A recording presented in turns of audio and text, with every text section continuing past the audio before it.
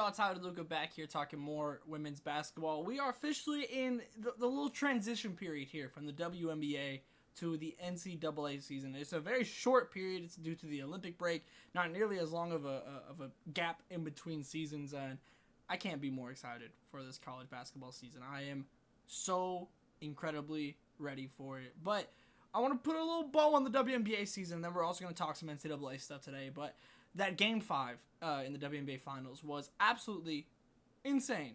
And I just have to say, though, I hate the way it went out. That entire series was incredible.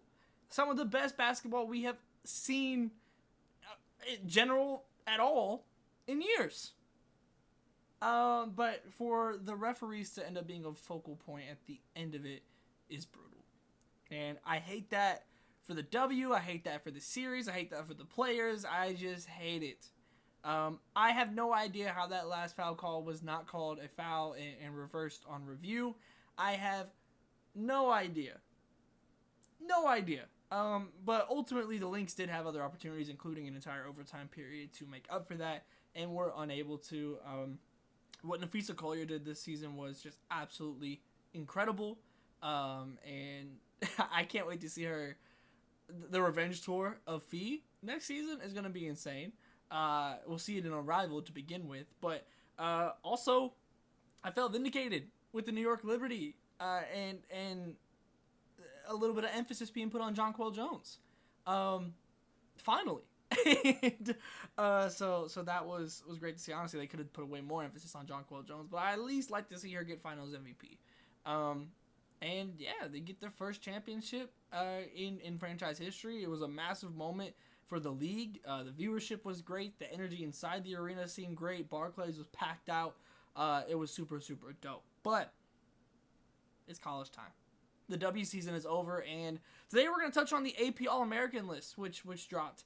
The top 5 with Paige Beckers and Juju Watkins being unanimous. Can't argue that. No chance you can. Rounded out with the first team being Hannah Hidalgo, Madison Booker, and Kiki Iriafen. And right now, just to preface, so in the end of the season, there'll be 3 teams from the AP All-American list. Right now, it is just the top 5 and then others receiving votes. First glance, just looking at the top 5 before going into who received votes. If you tell me this is the best 5 players in the nation, I have no argument with you. I was a little bit surprised, and I don't know the exact year, but I know it's been a minute since 2 teammates have been named preseason All-Americans in this way, the way that Juju and Kiki were. But look, man, Paige and Kiki are going to be the top 2 picks in the WNBA draft. The other 3 sophomores are ridiculous and set the world on fire last season.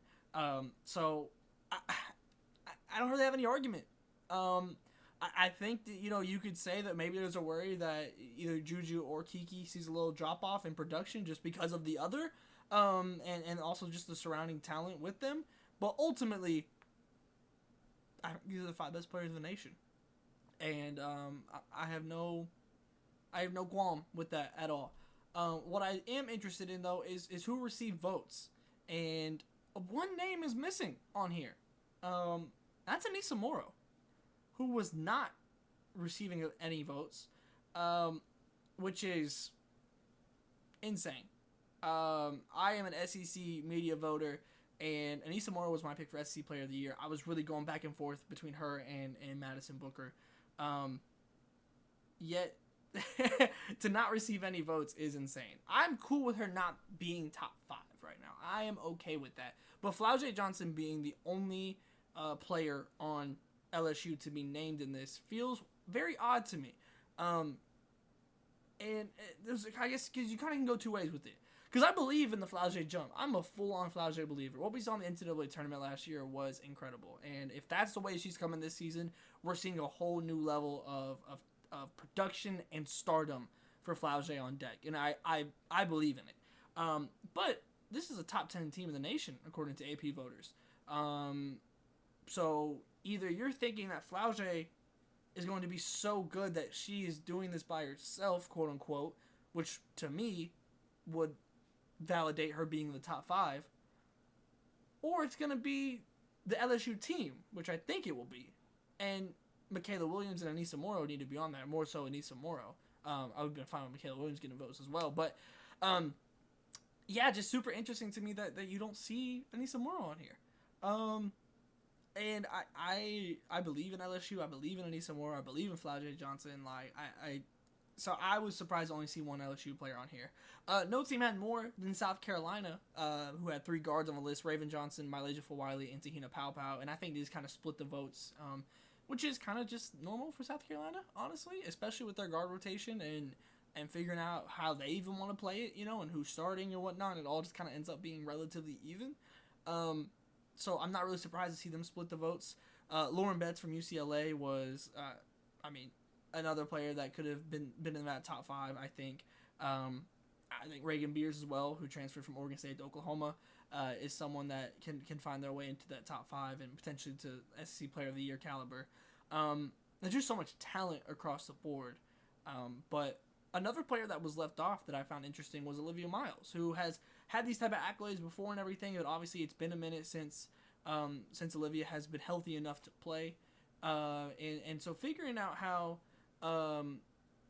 it's interesting because Rory Harmon gets put on the list, and obviously coming back from injury as well, also coming back to playing with Madison Booker, who has evolved entirely since they were on the court early last season, and due to Rory going down, she had to play point guard, which is not her position, and it'll be interesting to see how just statistically that'll work, and obviously that plays just such a massive role in individual accolades. I think that Texas is going to be an incredible team, and I do just think it will be interesting seeing how these two kind of help or hurt the others' cases in that way. I say that to say that it's interesting that Olivia Miles presumably got knocked for Hannah Hidalgo's success, and which is definitely different because it's 2 guards as opposed to more of a guard and a forward. But I just think Olivia Miles is going to come back and remind people, and I can see her absolutely being a top 15 player by the time that this season ends. So I found that interesting. I also think that there's some players on here with question marks.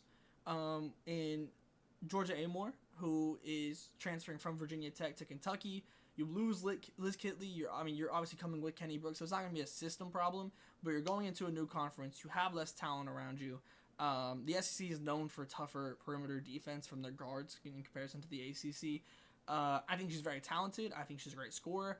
I will just be interested in seeing how well the Stacks can keep up in that sense, where she is the focal point. She has less talent around her. She's in a tougher conference with tougher defense. I'll just be interested in seeing how that goes. And the other one for me is Ayoka Lee, who I think is incredibly talented, but I don't know how many minutes we're going to be seeing from Ayoka over the course of this season, just due to the injury history and everything, and wanting to save her for the postseason, which I completely understand. I think is probably the right decision. But due to that, obviously that will hurt an individual case. So for me, I found some of the selections on here interesting. The amount of votes players got interesting, and ultimately, the biggest thing for me is that Anissa Morrow is not on this list. I can't wrap my head around that. I don't see any world where Anissa Morrow is not a top 15 player in the country this year. Obviously, Angel Reese leaving creates just a void for LSU. Duh, of course. Anissa Morrow is absolutely capable of picking that up alongside Flau'jae and Michaela Williams. This is an incredible trio that we're going to be seeing at LSU, and they're ranked properly right now. But I just found it incredibly interesting that even though the team ranking was properly rated for me, the individual ranking was not. But yeah, we'll have to see how this season plays out. We'll see who ends up being the top 5. If the preseason top 5 ends up being the end of season top 5, I will not have any problem. I will not be surprised at all. I mean, those are a very, very strong case for being the 5 best players in the nation. And I have no issue with the top 5 selected, but when it comes to receiving votes and who did or didn't, that is where I have a little bit of quarrel with. But ultimately, we got to see it on the court, and we're so close to doing that. Season is just days away at this point, and I cannot wait. So make sure you stay tapped in here, and I will see you next time.